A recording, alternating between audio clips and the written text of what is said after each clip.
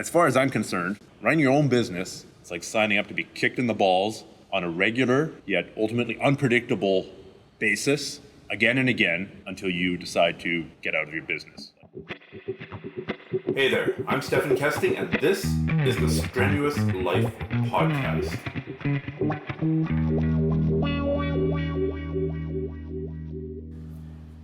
Hey everyone, I'm here with Jack Wilkinson, and it's a really interesting topic that we want to talk about today. We'll probably go down some rabbit holes as well. But the topic has come up again and again, the similarities between entrepreneurship and jiu-jitsu. It just seems that there are so many entrepreneurs out there and business people who are also doing jiu-jitsu, like way more than, say, taekwondo or karate or aikido or other martial arts.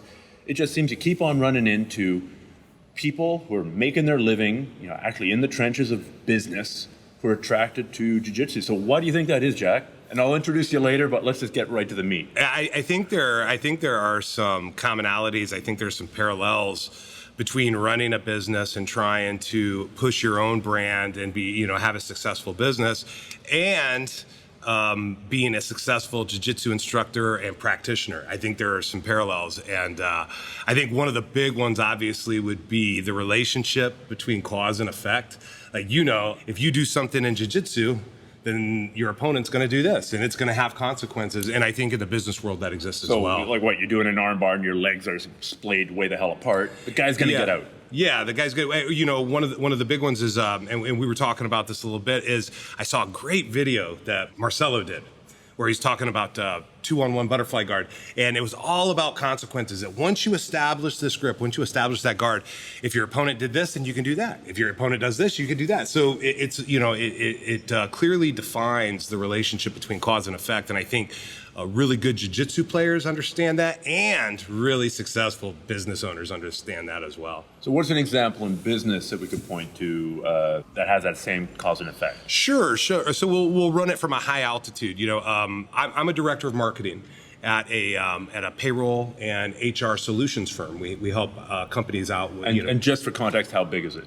It's a $10 million company, 50 employees. Okay. So, and also just for context, you're a jiu-jitsu black belt as well. Yeah. I'm a black belt under Ben Eaton, who runs the Jiu-Jitsu Institute in Yorktown, Virginia, and he's a 2-degree black belt under Salo and Janji in the Habero Jiu-Jitsu Association. Okay. So legitimate jiu-jitsu background, legitimate business background. So let's go back to this view from 30,000 feet. Sure. Of cause and effect. So, in the business world, I've seen, prior to my life working for this firm, I actually worked at an advertising agency where we had clients from all industries and all business sectors. And, when you're running a business, there are only so many resources you have in terms of human capital or financial capital, right? And time is another resource. And so as business owners, we're constantly trying to identify the way that we can invest those resources and get the highest return on investment. And so, I've seen a lot of companies invest in the right things, and a lot of companies invest in the wrong things for their organizations.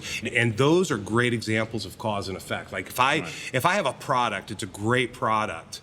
People love it. When people have this product, they love it. But I make some really bad advertising errors, or my customer support isn't in line with the product. So you promise someone the world, and you totally screw up on delivering what you say you're going to. Yeah, you're going to drive a lot of people away. You're not going to bring customers in. You're going to drive them away a lot faster. So you might have a short-term win, but then a long-term loss. Same happens in jiu-jitsu. I mean, if the old hey, let's just go light.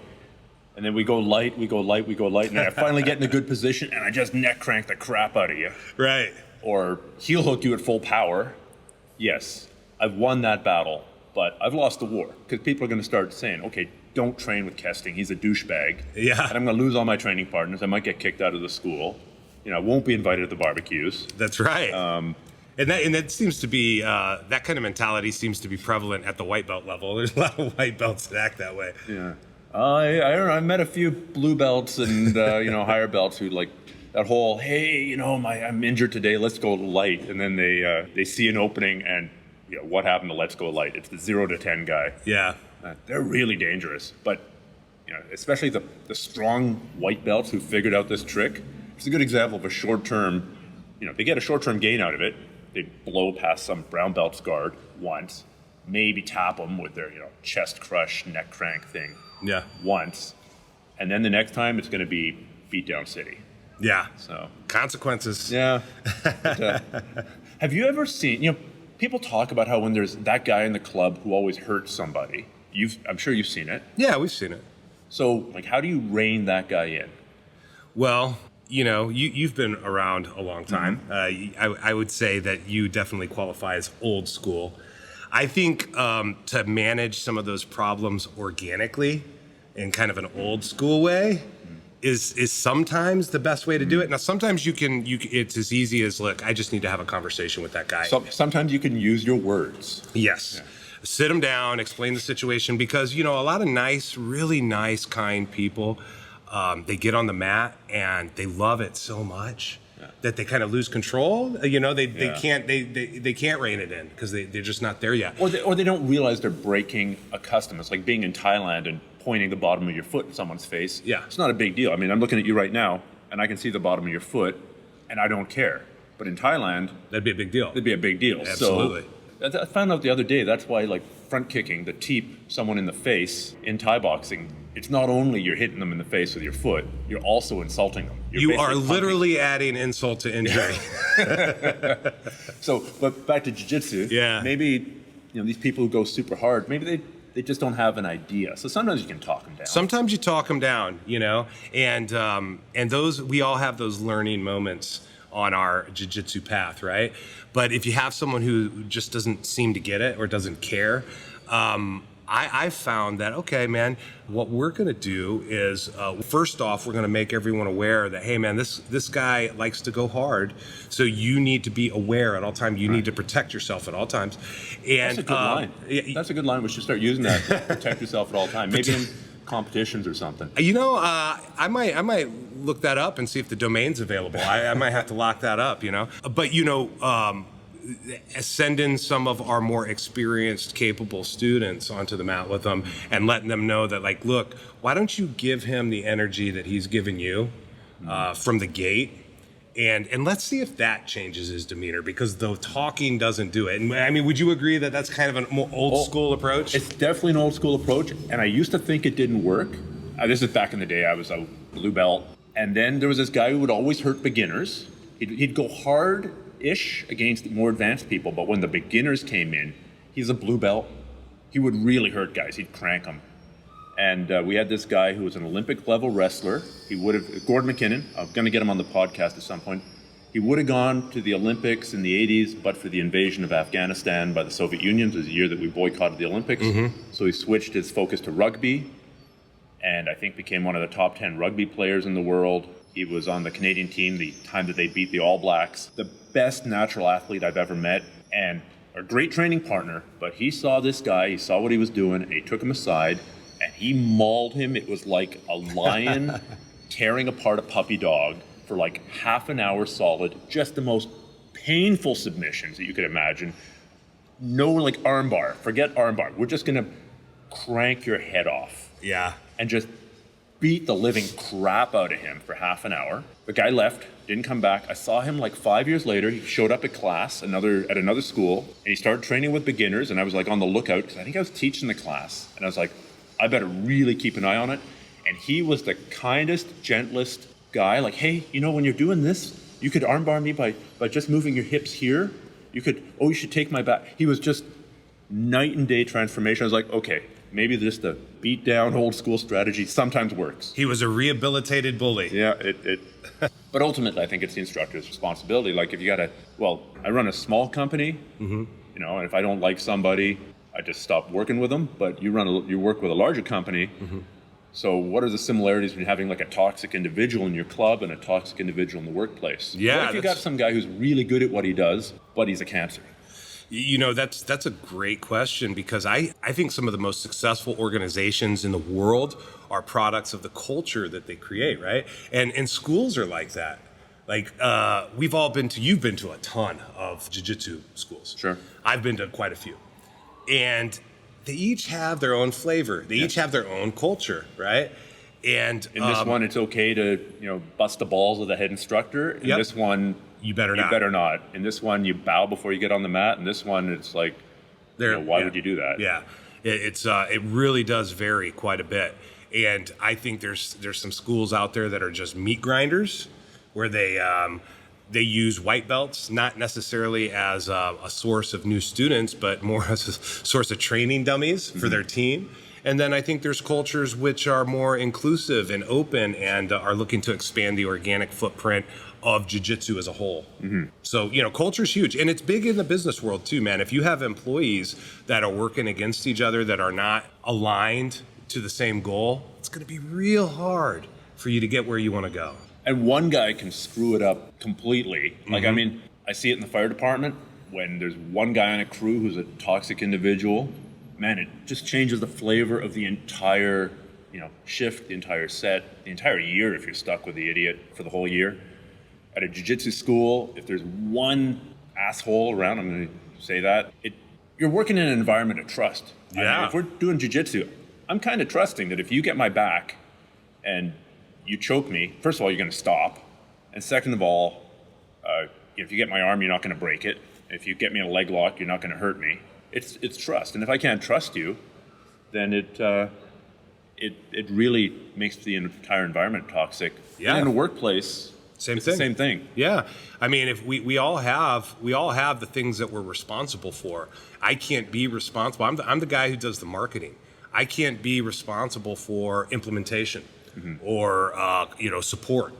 So I need to trust that the members of my team are backing me up. When I'm out there saying things, through advertisements or the brochures that we put out for the benefit of our sales team, I need to make sure that those things are true because, back to our original point, if I make a bunch of promises in the marketplace and people find out that they're not true, I'm going to lose a lot of customers. So we all depend on each other, and it's the same way at a jiu-jitsu school. I got to trust you, and my well-being depends on you. Yeah. So do you think there's a similarity between if you run a school, which you do, or you're involved in running a school, managing your students, and if you have a business, managing your employees?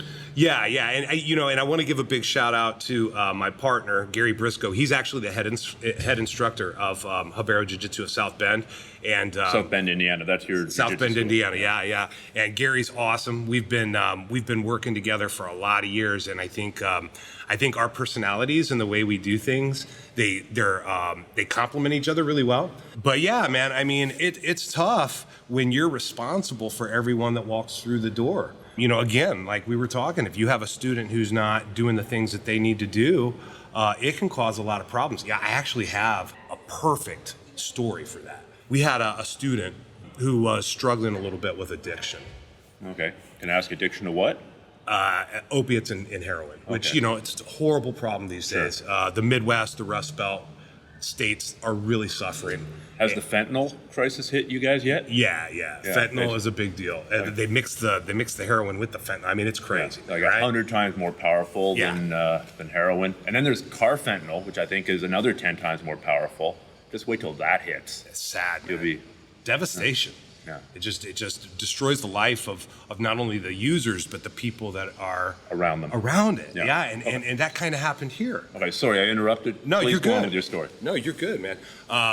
So this kid was struggling with addiction, and he was looking at jiu-jitsu as an opportunity to bring something positive into his life, to get some physical conditioning and to really focus on some other areas of his life and put the addiction to the side. And we thought that was great. Everyone in the school became real good friends with him and wanted to help him. Did you guys know what he was struggling with, or just that he'd been struggling? Not at first. Okay. Not at first. It was kind of one of those things like when you meet someone, they're not going to tell you their deep, darkest secrets. But we spent some time with him, and he, I got to hand it to him. He came to us and was like, "Look, I want you to know this, that I'm struggling with this."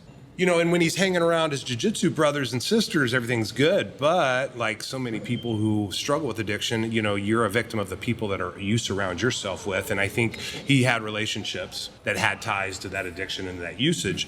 And he fell back into it. And he actually did it. The timing of it was horrible. He actually was starting to use again and then coming to train. Okay. While he was using. While he was high. Yeah. And then it advanced even further to the point where he would go to the bathroom. Oh, no. and use during class. And he nodded out on the mats during a seminar. We had a visiting instructor. He nodded out on the mats. We were all like really suspicious by this point. We're all like, what is going on, man? And we knew what was going on. And, you know, Gary was trying to talk to him about it. And we wanted to affect a positive change in his life. No one wanted to say, look, you can't come here no more. Because we were hoping that it would be the light at the end of the tunnel. But when the behavior started, hey, I'm going to use during class, or I'm going to nod out on the mat, at that point, Gary said, look, man, get out of here. Yeah. So it didn't stop there. He ended up getting on Reddit and posting about this whole experience and how he was using during a seminar for a very well-known guest instructor. And it got out into the jiu-jitsu community. And so this is a great example of cause and effect, but it's a great example of we let this guy in with the best of intentions, and we really bent over backwards to help him out. But his problem was so severe that it ended up impacting everyone at the school. Right. And there was some fallout that was associated with it. Luckily, Gary and I think we have the reputation. People know us, know like, look, that's not how we would roll. Right. So we got the benefit of the doubt in the long run. But still, that could have been a major problem. For sure. But I mean, addiction is so prevalent in this society. I mean, you talk about the Rust Belt. Well, I hear there's a lot of coke being used in Hollywood. Culture. Yeah, and I think, you know, New York City has its own share of addiction as well, now that I think about it. So it's amazing. Like, any culture in the world that has a way to get high seems to want to go. There's just a certain percentage of the population that they're going to do it, I guess, yeah. You know, it's weird. I think there are people who can use substances that, you know, will give them or put them in a state of euphoria. I mean, hell, we know it. You know, people drink, and not everyone's an alcoholic. Yeah, but not everyone's an alcoholic. In the same way, you know, you were seeing more and more states decriminalize marijuana, and it's not like the mortality rates for marijuana users skyrocketed the next year. You know, but when you start talking about you know, the pharmaceuticals, the opiates, and the heroines, it's pretty much a bad deal all the way across. I don't include the tobaccos in there as well. Yeah. Like, honestly, if you came out with if a new street drug hit and said, and you only got told that it's more addictive than cocaine, and it's gonna make billions of dollars for the people selling it, and it'll eventually kill you it'll take 10 years off your life. Yeah. I think it'd be criminalized pretty quick. Yeah. So I think Dan Carlin once pointed out in his fantastic Common Sense podcast, put out more of those, Dan. I love hardcore history, man. That's awesome. Best podcast on the internet, except for this one, of course. Of course, yeah. But other than my own, is Dan Carlin's Hardcore History. If I can do one thing for you guys listening today, sign up for that one. He puts out like one podcast every 5 or 6 months, and it's an audio book. It's amazing. Yeah, it's like 3 to 5 hours long, so it's worth it. Yeah. He's pointed out that the policy in North America is essentially no new drugs. We're allowed the old drugs. We're allowed alcohol. Right. We're allowed tobacco.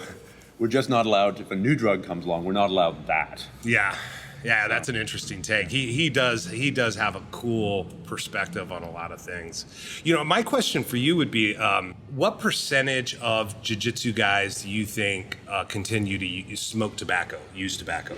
Not very many. And honestly, if you're rolling with a guy, I got this from Eric Paulson. If you're rolling with a guy and you can smell the smoke on him, just put a ton of pressure on his diaphragm, because you know he's gonna have no endurance, and you can choke him out just by putting all your weight on that, you know, area to the left and the right of the solar plexus, and they'll gas. They'll gas really, really quickly. And I've tried that out, and it works. So I think tobacco smokers don't get attracted to a sport where you need a ton of endurance, and maybe jiu-jitsu's got a beneficial effect on helping people quit smoking. I mean, I quit smoking when I started. I started smoking. Yeah, I started smoking when I was jiu-jitsu does do some 15. Good. Yeah, oh, absolutely. And I was smoking when I walked into my first jiu-jitsu class, and I quit within a week. I was like, look, I love this, and I want to keep doing it, but it's mutually exclusive. I cannot continue to smoke and do jiu-jitsu. You're replacing a bad addiction with a good addiction. Do you believe in that concept of good and bad addictions? Yeah, absolutely. I mean, addiction isn't necessarily the problem. The inability to function while you're addicted is really the problem, right? Or the long-term health consequences. Yeah. I mean, like the ultimate inability to function would be dying. And they laugh. But yeah, I think there are things like good addictions. I mean, Jiu-Jitsu is definitely one of them for pretty much everyone I know that trains. Yeah, it's a good addiction. Well, I know about myself that I've got a super addictive personality. I mean, when I started kayaking, I did a ton of kayaking. When I started canoeing, I didn't just go canoeing once in a while. I canoed across I ended up spending like almost 100 days in a canoe by myself, canoeing across the country. So I know I have this addictive personality. And as a result, I've never drank, not at all.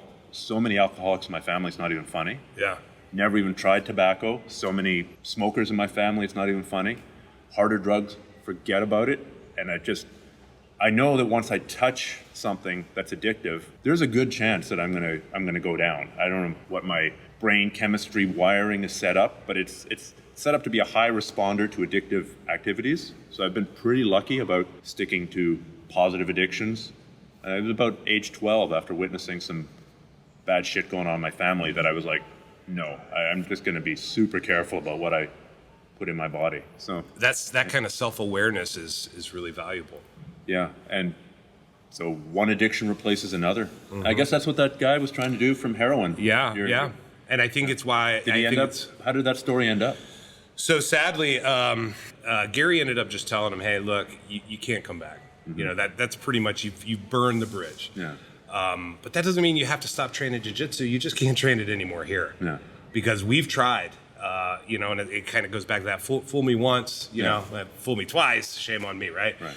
So, I mean, he was no longer welcome at our place, but I think we tried to close things out with him on a positive note and encourage him to keep training. I think he did go to another school regionally and maybe one or two other schools and train locally. I'm not sure what he's up to today. I will tell you, I wish him the best. I hope he's doing well, because I do think a lot of the problems in his life, if not all of them, stemmed from addiction. He wasn't a bad guy. Yeah. He just had some issues that were causing big problems for him. Well, a lot of people, I mean, how many times do people have to try to quit smoking before they quit smoking? I can only imagine the numbers for heroin are much the same. Like, you're probably not going to do it on your first, second, or third attempt. No. Relapse rates are pretty high. Yeah. You're going to hit rock bottom, and guess what? There's a rock bottom that's lower than that. Yeah. So it's sad, man. Yeah. So to bring this to a slightly more positive thing. Yeah, right. And now I'm crying. In jiu-jitsu, we deal with adversity, right? Yeah. You're mounted on me. You got your shoulder in my face. You're cross-facing me. It's not looking good. It's hard for me to breathe. I'm tired. And hopefully, I keep going, and maybe I get out. Maybe I don't. We deal with adversity on a day-to-day basis. How do you think this translates across to everyday life? And just to take it back to our subject, to adversity in business, because as far as I'm concerned, running your own business, it's like signing up to be kicked in the balls on a regular yet ultimately unpredictable basis again and again until you decide to get out of your business. Like it's just, you're gonna face adversity. There's just no way around it. Yeah, and you got to keep going. Yeah, it's funny because I think anything worth pursuing is going to have challenges built into it. I've heard Salo say it a lot, and it's one of my favorite things that he says, and I say it to my students, and Gary tells our students that Jiu-Jitsu is trying to make you quit.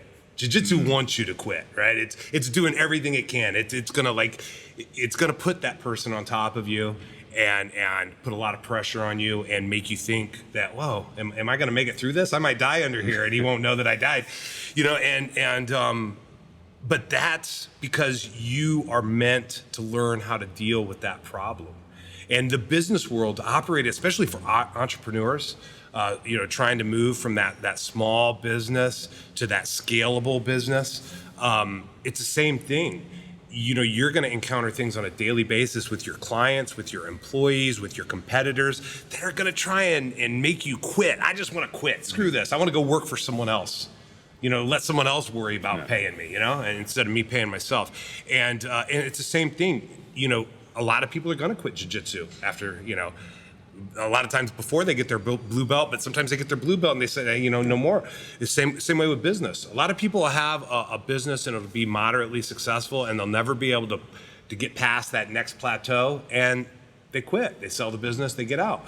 I think the people that are the most successful and the icons in any industry, whether it be jiu-jitsu or the business world or both, they're the ones who have found ways to successfully deal with that adversity, like you said. Finding and eliminating those challenges, finding the solutions to those problems. Yeah. I mean, you run a jiu-jitsu oriented business that you're very well known for.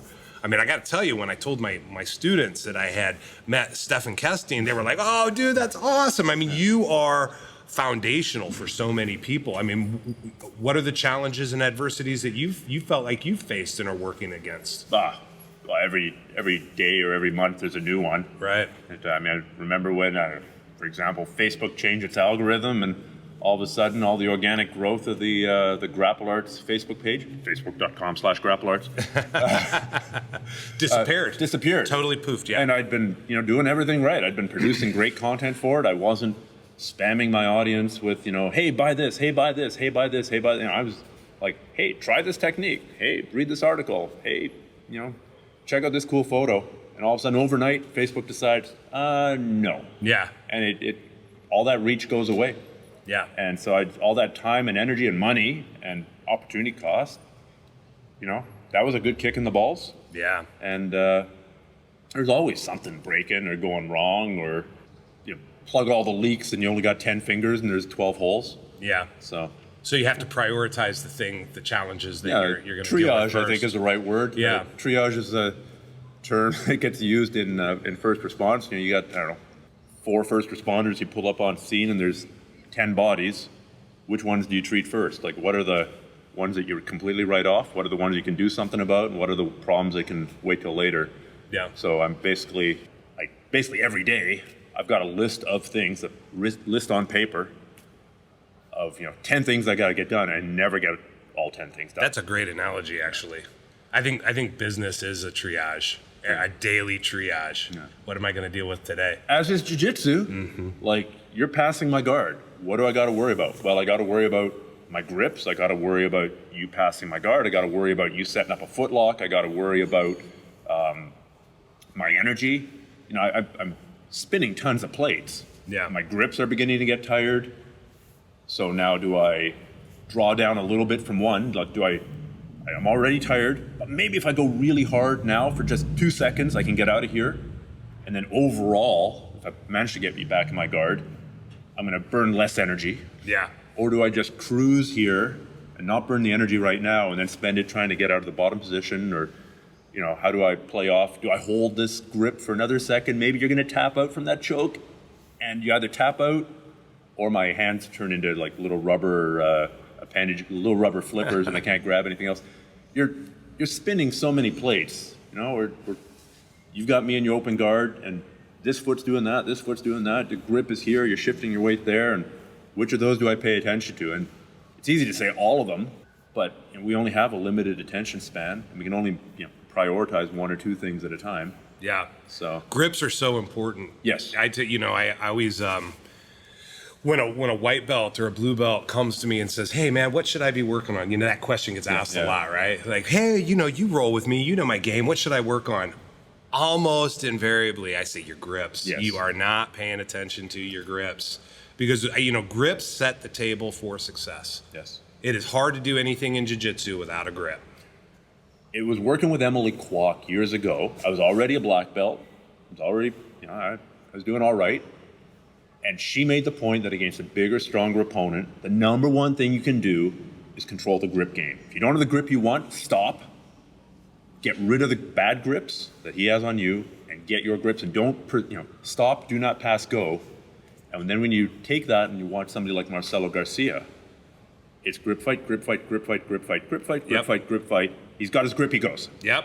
Everything extends from the grip that he was trying to get. And with him, it's almost like, and it would make sense because he has that relationship with that chess player, Josh Waitzkin, I think is his name, who I think was really The guy helped that him with the searching for Bobby Fischer. Yeah. I've met Josh. He's a super nice, super smart. Well, Super smart Guess guy. what? One of the best chess players in the world is super smart. Yeah. Newsflash. Yeah, funny coincidences, right?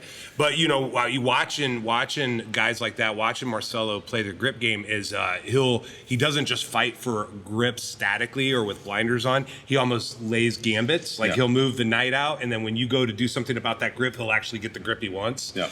And I think, we were kind of talking about it yesterday while we were sitting outside. That is something that I think pretty much every black belt I've ever rolled with, I've ever trained with, by the time you get to black belt, I think you do understand the value and the power of a good grip. And their grips are usually just awesome, man, right? And the same thing's in judo. Like when I started judo years and years ago, early 80s, if we were doing judo, I'd walk up, I'd get your collar, you'd get my collar, I'd grab your sleeve, you'd grab my sleeve, and then we would try to judo. But in the next 20 years, judo completely changed, or at least my experience of judo completely changed, and it all became about the grip fighting. And at the high level, as soon as the guy got the grip, he'd throw. It wasn't get your grips and now fight. It was grip fight, grip fight, grip fight, grip fight. You got your grips, you throw. Yeah. The other guy gets his grips, you're screwed, you're going for a ride.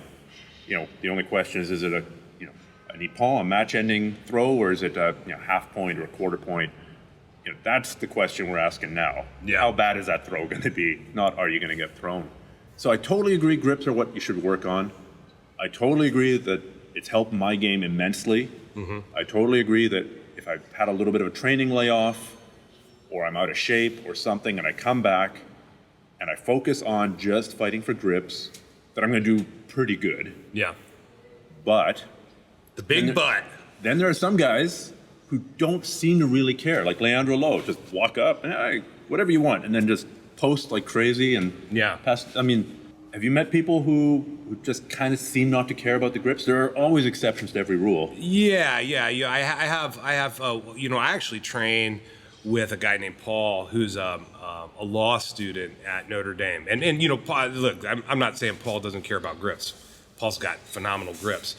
But I will say that it's different. Like some guys will fight tenaciously for grips and really not do anything until they get to the grip that they want. Paul goes after certain grips that he wants. He has this cross collar kind of half guard thing he does, but it just doesn't feel like the tenacious grip fighting. It's almost like he slides in there and he just gently gets that grip, and it's part of a larger game. And he does some single leg X and some really cool variations out of the setup that he does, and it catches me every time. I mean, it's one of those things where when I was rolling with him, I don't get to train with him as much as I'd like because I run the morning classes, right. And he's normally in the evening, but I was getting caught with foot locks and single X sweeps and all these things that he was doing out of the setup. And I was like, hey man, will you show this to me? And he showed it to me. And I think I got worse. Once I knew what he was doing. Yeah. It's like, now I know what you're doing and I really can't stop it. You know what I mean? You've changed me from being disappointed to having burned my gi moments. Yeah. And Paul's a really, really good dude. He just fought at the ADCCs up in Finland. He's a really good dude and a really talented jiu-jitsu guy and a great guy. But he doesn't have the grip game that I see a lot of other people do, where it's just solely focused on getting the grip and then moving. Do you think it could be a training method, though? I mean, sometimes if you were to watch me training with white belts and blue belts, you might say, oh, Kesting's got zero regard for positions because he often starts in side mount on the bottom. But no, it's a training method to if this guy's not nearly as experienced as I am, I'm going to give him good positions and then try and fight my way out of it sometimes, depending on the day, depending on what I'm working on. Yeah. So do you think maybe there's a training method for this guy? Like, hey, I'll give you the worst grip possible, or I'm not going to fight like crazy. I'm just going to take what you give me and then go from there? I think it depends. Like he's a pretty active competitor. Mm-hmm. And I think when he's getting ready for competition, he doesn't give a whole lot away. Okay. He's gonna train primarily with guys that he knows can handle a stronger game, him being a little more aggressive, more consistently. Right. But yeah, I have gotten to roll with him when he wasn't necessarily training for a competition, and he will let me establish some of my game just to see what I'm going to do, and I think just to, deal with it. Right. And he usually deals with it pretty quickly. And but yeah, he and that's a lot of black belts. A lot of black belts do that. A lot of really good black belts Put themselves do that. into bad positions. Yeah. I mean, we all do it. Yeah. I do it with the guys that I teach. For sure. I want to, and I think the reasons for it are there's multiple reasons for it. One is I want to work on that myself, maybe. But another one is like a teacher-student illustration to show them that, look, by staying calm, not getting flattened out, not giving you grips, getting to my side, dramatic hip movements, not these little small bumps or small hip movements, but really exaggerated hip movements. I can create a lot of space and I can put myself in a better position, and hopefully you're learning from this. Right. And sometimes when you're rolling with them and doing that, you'd be like, hey, did you see what I did there? You know what I mean? Like, so it's a teachable moment for them. So jiu-jitsu is a cycle. You do the same things, you learn new things, and then you start doing the old things and the new things for different reasons. And, being an instructor has opened my eyes to that a lot more. When I started Jiu-Jitsu, I didn't start with the Habero Association. I started with the Gracie Academy Association. There was a teacher that was about an hour due east. There weren't that many schools back then. And, East to South Bend. East to South Bend, out in Amish country, man. You know what I mean? So you had to go there with your covered wagon. Yeah. Or, I wouldn't go in my covered wagon, but I would definitely pass several covered wagons on the way. And his name's Chet Schemahorn, and he's totally awesome, man. So much of what I am as a jiu-jitsu guy is influenced by things that he told me and he showed me. And he was a big one on, your perspective is going to change as you continue down this path. If you don't quit, you're going to start to see things differently. And the rule is just think about what you're doing, throw away the stuff that doesn't work, try and invest in better ways to do things, more effective, efficient ways to do things.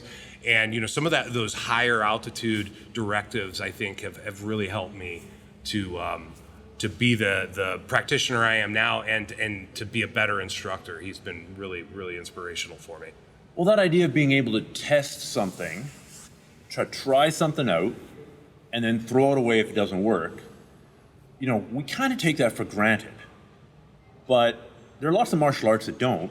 And there's also the difference between, going to business school and learning business and actually doing something in real life where there are testable consequences, right?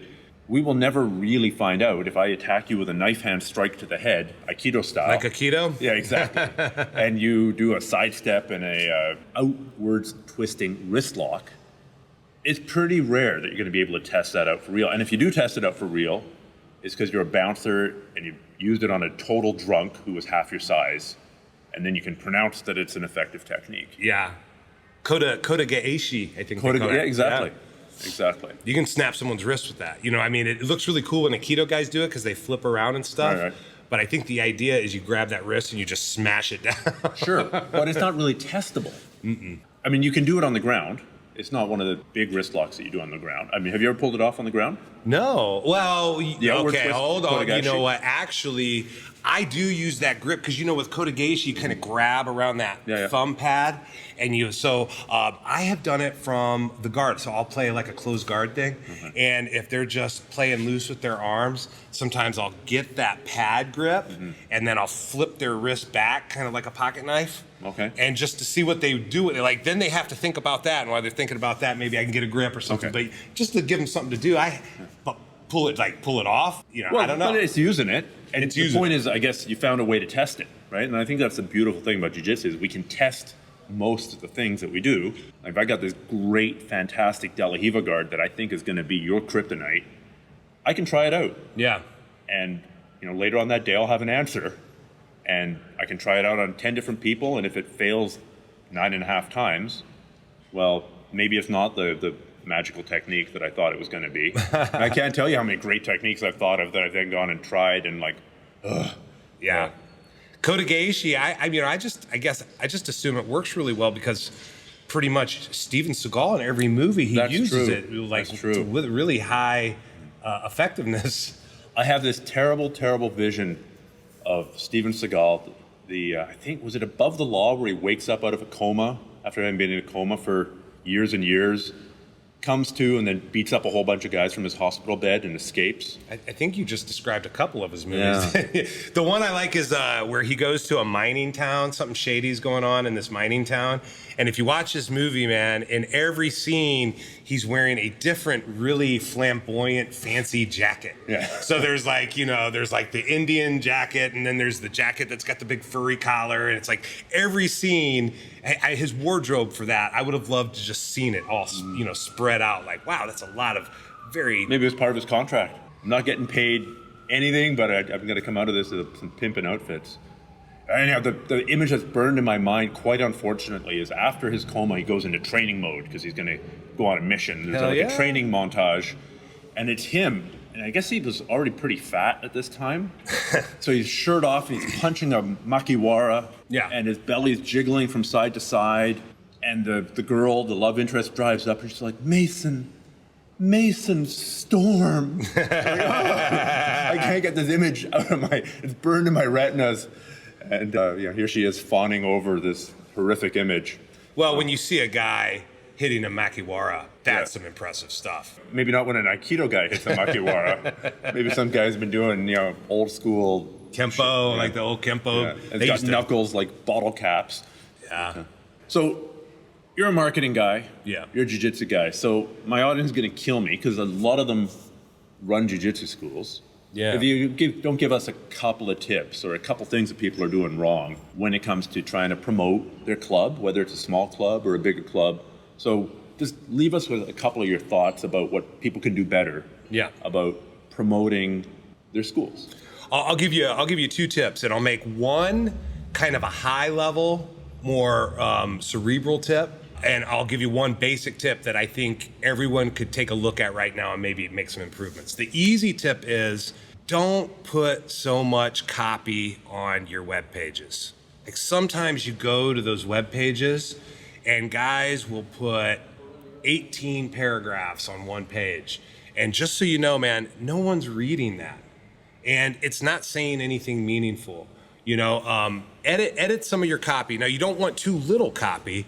If you can get it down to 350 to 500 words and make those words meaningful. And when I say meaningful, talk about jiu-jitsu, talk about how your school operates, the things that are important to the students that you're trying to attract, the geography that you're in. Just make it informative, make it factual, make it meaningful. I think you'll have a lot more success converting people from the website into potential customers. They'll pick up the phone, they'll call you to ask you about, trying out a class, and they might fill out the form to learn more about your school. That's my first tip is take a look at your website and look at the images, look at the copy and the words that are written there, and try and make them a little higher quality.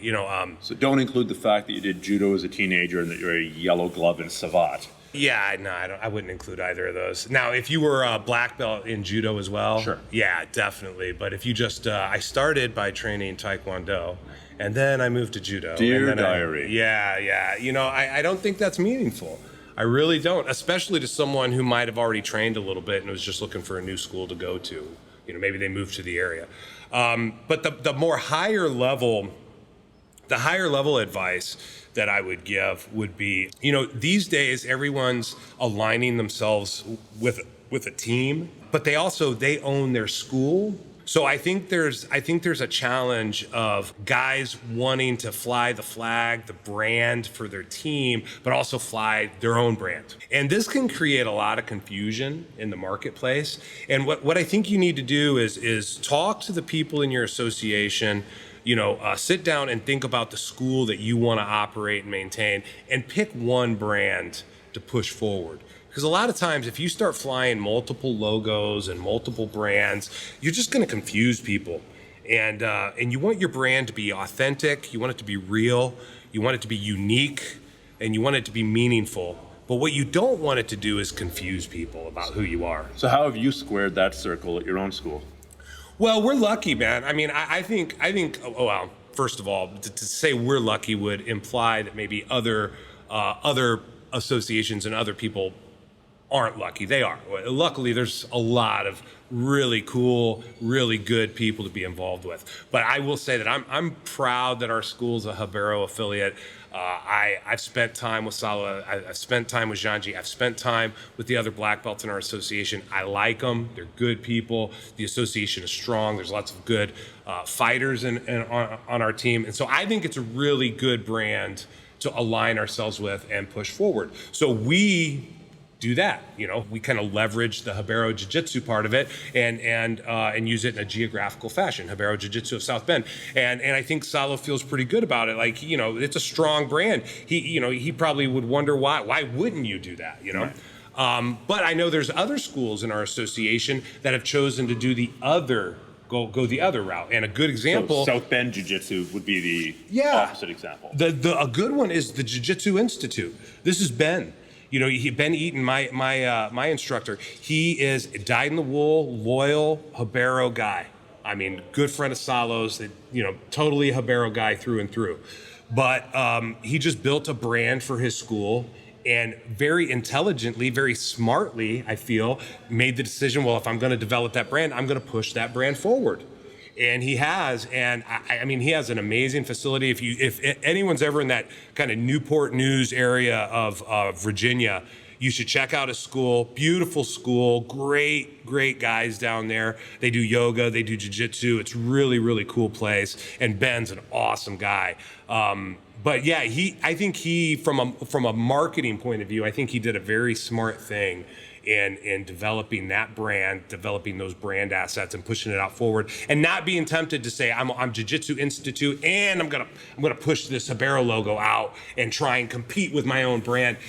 It's obvious if you go to his school, everything's yellow and black. The Habero logo's there. There's pictures of Salo there. You know what I mean? It's obvious once you have that customer experience who he is and who he is associated with. But when you go to his website, there's the Habero.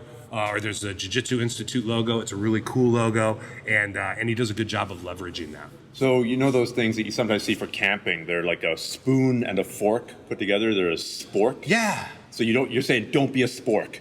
Yeah. Be a spoon or a fork. Yeah, don't try to be. Pick the path. Yeah, pick the path. Very early on in my do or do not. Do not. There's no half-ass. That's right. There's this analogy of glasses of water. You can put just a little bit of water in a bunch of glasses, or you can take one and you can fill that glass up. And I think a lot of times you fill that glass up. You fill up one glass and make that a substantial glass of water. Mm-hmm. And yeah, he's done a great job. But I think you can go either way and be really, really successful. Just don't try and do both. Don't try and be all things to all people. I guess it would depend a little bit on your faith in your ability to develop your brand.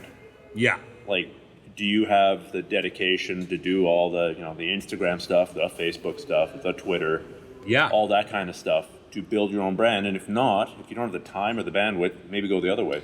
Well, I mean, I think that's a great point because those are the differences between us and the Jiu-Jitsu Institute. Like for Gary and I, Habero Jiu-Jitsu of South Bend isn't necessarily our primary source of income. I have a day job, right? Yeah.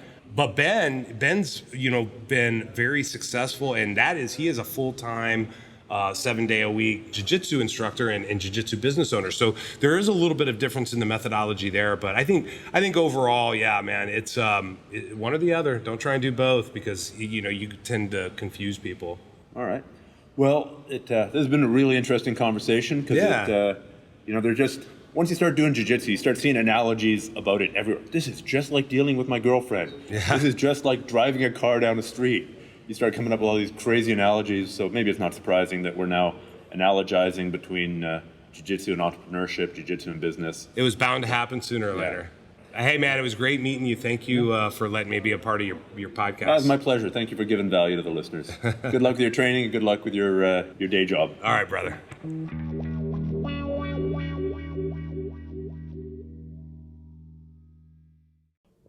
Podcast listeners, if you're listening, there's a good chance that you're into Brazilian Jiu-Jitsu. I hope that you are. It's the best martial art out there. But nevertheless, if you do Jiu-Jitsu, if you do grappling, if you do MMA, I've got a book out there. It's called A Roadmap to BJJ, and it covers the fundamentals of Brazilian Jiu-Jitsu. It covers the techniques and the positions. It's got checklists. It's a super useful resource, and it's completely free. If you go to grapplearts.com/book, you can download it. It's also on Amazon Kindle where you can buy it if you want to go that way. But I'm going to suggest the free route, which is grapplearts.com/book. Check it out. I get feedback almost every day from people who found this super useful in finally getting through and understanding the ground game, and it finally making sense for them, and it finally not being so intimidating anymore. Check it out. I think you'll find it really useful too.